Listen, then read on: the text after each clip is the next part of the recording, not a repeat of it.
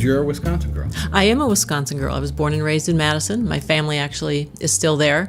I left as soon as I got out of college for someplace warmer. I actually ended up in Texas. I packed up my car and drove south, and I rolled down the window occasionally and go, well, yep, it's warm enough. I can start living here. So Dallas it was.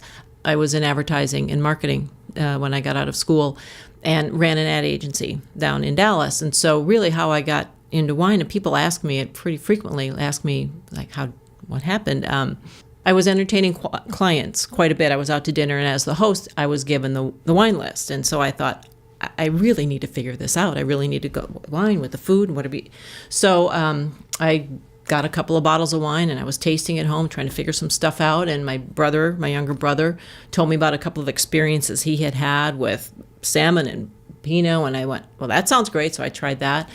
And something just clicked for me. Like, this is amazing. Like, how do you really make this work? And so I started picking up a bottle here and there and trying different varietals in different regions. And then I thought, if I go home with 6 bottles of wine and taste them, I'm probably a lush. But if I invited friends over, then it's a wine tasting, and it's so much classier. So we started doing wine tastings in my home, and that's kind of how it started.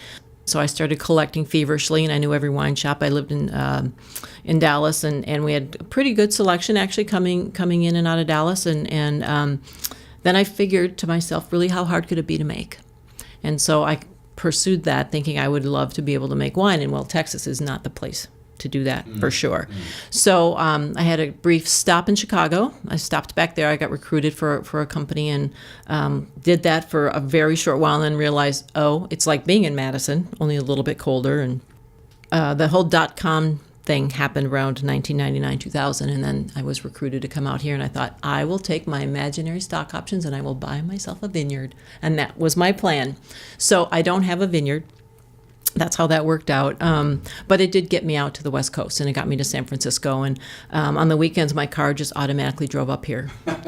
I didn't even have to. I just got in my car, and here it came. And so that's really when I did my transition into the wine industry. And I used my advertising marketing background actually to transition, because you can make the wine, but you still have to sell it. Right.